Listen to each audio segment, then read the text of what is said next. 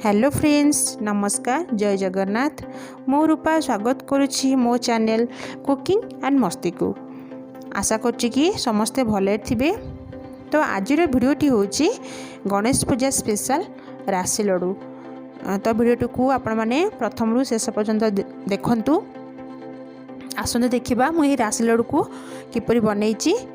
एठी राशि लड्डू बनैया पई मु 250 ग्राम रो धला राशि नहीं। जदि आपन पाखे कला राशि अच्छी तेज कला राशि को प्रथम भल भाव पानी धोई ने पानी छाड़ा पर्यटन सुखेबे। से पानी छाड़ी सारापर तार चोपा को काढ़ी लड्डू व्यवहार करेंगे। तापर ये मुझे 300 ग्राम गुड़ नहीं। जदि आपन पाखे पानी गुड़ अच्छी तो आप पानी गुड़ यूज करेंगे, बट मो पाखे नाला तो मुझे गुड़ नहीं। तापर ये नड़िया नहीं, मुझे गोटे मीडियम साइज नड़ियार गोटे फाड़ ये मुझे नहीं नड़िया। तो जदि आप जेहेतु ये मुझे नड़िया व्यवहार कर 300 ग्राम गुड़ नहीं। जदि आप नड़िया न व्यवहार कर तो गुड़ एवं राशि वेट सामान आप नहीं पारे। प्रथम आम कौन करवा ना, गैस को लो टू मीडियम फ्लेम रे रखिकी राशि को भल भाव भाजवा। गैस को हाई करियानी, हाई कले कौन हम रास्ता पोड़ीज और आम लड्डूर टेस्ट पूरा खराब आसो। यह भल भाव फुटिला पर्यटन भाजवा। राशिटी भल भाव फुटी सारापर आम यहाँ कौन करवा ना, सांगे सांगे गोटे जगह को ट्रांसफर करना। बर्तमान मो राशिटी भल भाव फुटीगला। तापर मुझे गोटे जगह को काढ़ी नौ। बर्तमान मो राशि भजा रेडी हो जाइए।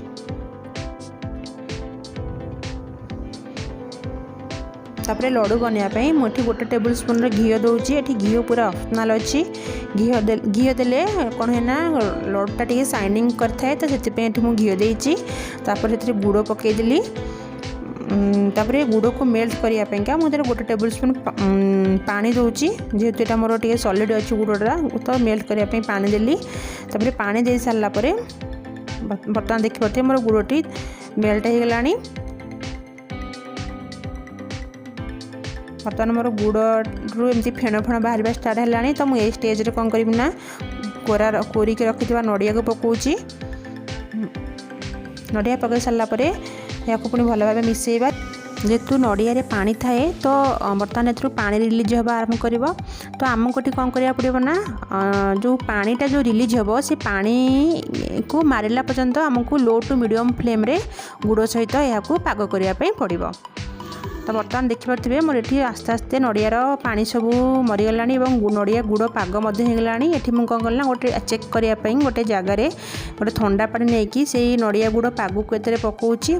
पकई सारापर आपन कौन करेंगे ना, एमती हाथ में यह गोला करेंगे। जदि यहाँ हाथ में भल भाव एमती गोला बनीज तो बर्तमान यहाँ लड्डू बनवाई ये पाग ठीक अच्छी।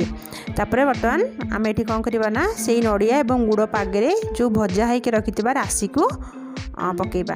राशि के पकई सारापर गैस फ्लेम को स्लो करदे। तापर यहाँ 4 ରୁ 5 मिनट यहीपरि भाव में राशि गुड़ और नड़िया को भल भाव मिसाई नवा।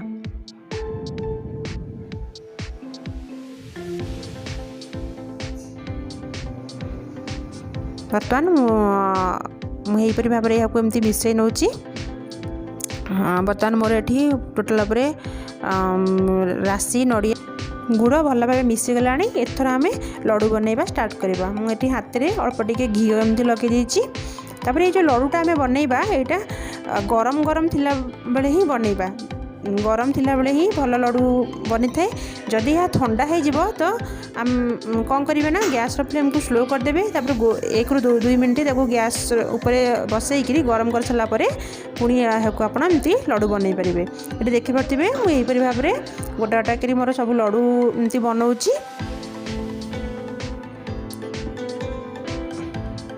तापर एमती यही प्रोसेस रे मोर ये सबू लड्डू बनई सारा। आपण मैंने यहीपरी राशि लड्डू घरे बनईकी श्री गणेश पाखे भोग लगातु। एवं विघ्न विनाशक पाखे मुझे प्रार्थना करी कि आपण जीवन सब विघ्न दूर होगी आपण जीवन खुशी रे भरपूर हो जाऊ।